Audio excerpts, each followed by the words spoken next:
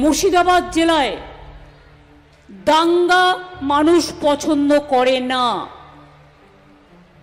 অনেক সময় আমরা অনেক বড় বড় দাঙ্গা দেখলেও মুর্শিদাবাদের মানুষ কিন্তু দাঙ্গার রাজনীতি করেন না। নিয়ম তো এটাই, মেজরিটি যারা আছেন তারা মাইনরিটিদের রক্ষা করবেন, আর যারা মাইনরিটি আছেন তারা মেজরিটিদের রক্ষা করবেন।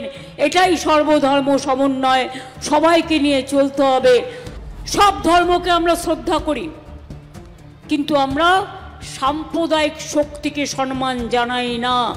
আমরা সাম্প্রদায়িকতার বিরুদ্ধে, সে যেই হোক।